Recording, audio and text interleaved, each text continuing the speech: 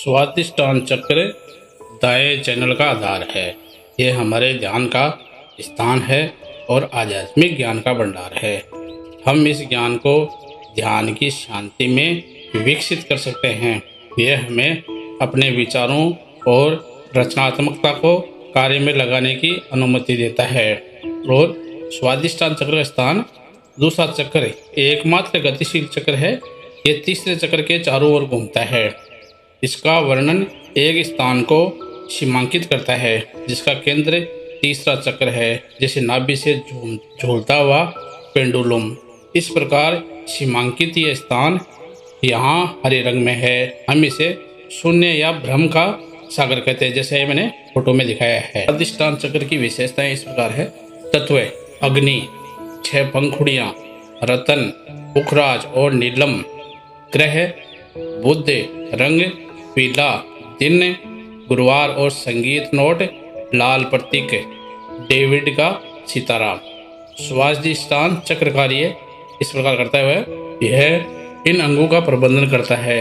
यकृत निचला भाग, मलाशय ऊपरी भाग, अग्नाशय, तिल्ली, गुर्दे, आंत निचला भाग।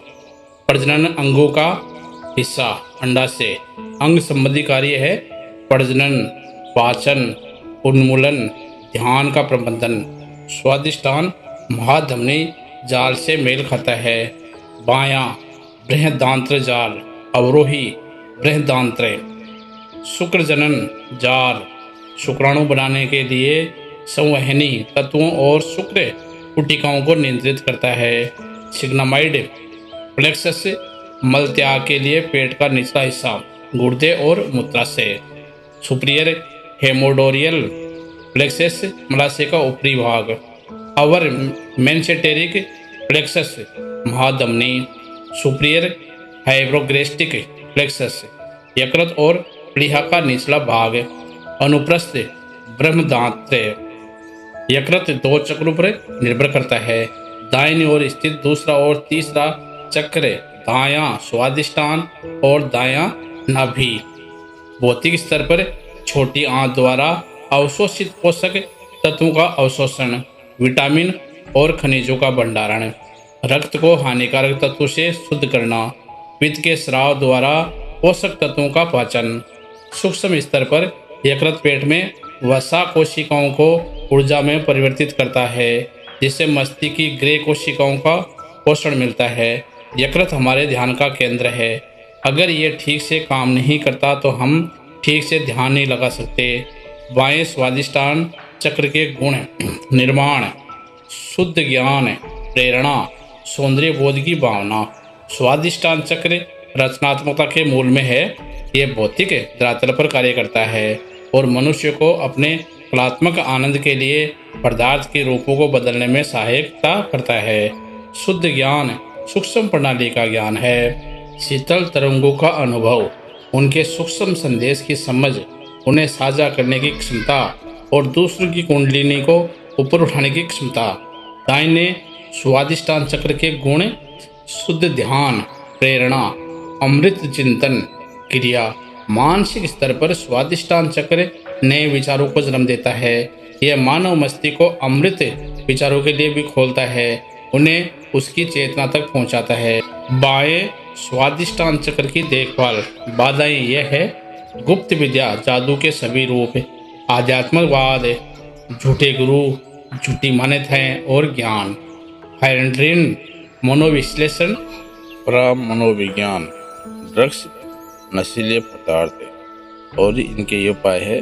ध्यान करते समय पीठ के पीछे 30 सेंटीमीटर की दूरी पर स्वादिष्टान के बाएं पहलू के स्तर पर एक मोमबत्ती रखें। सावधान रहना है।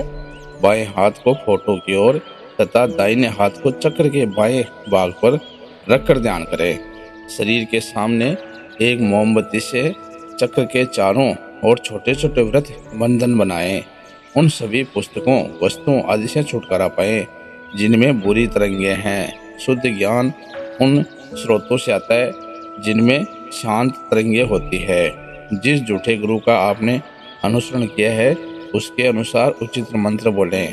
पेरू को गर्म नमक वाले पानी में भिगोएं।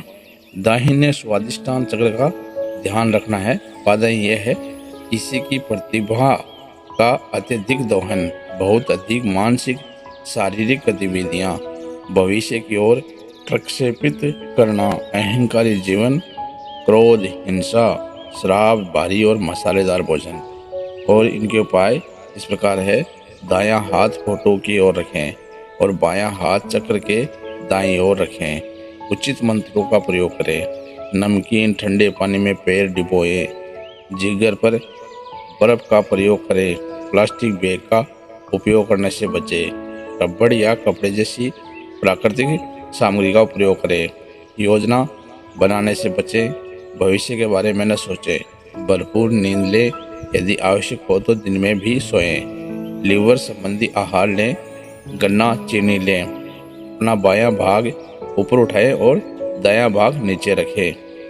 केंद्र स्वादिष्टान चक्र की देखभाल की बाधा यह है कट्टरता, धार्मिक या राजनीतिक अतिवाद, कृत्रिम या असभ्य व्यवहार, प्रभुत्व या गुलामी। कुछ दवाएं यहाँ उपाय बता रहा हूँ। बायां हाथ फोटो की ओर रखें। दायां हाथ पेट के स्तर पर चक्र के केंद्र पर रखें। उचित मंत्र बोले। पेरू को गर्म नमक वाले पानी में भिगोएं। ऐसी किताबें पढ़ें जिनमें अच्छी तरंगियां हो। महान गुरुओं की रचनाओं को जानें। अपनी रचनात्मकता को उसके सभी रूपों में व्यक्त करें।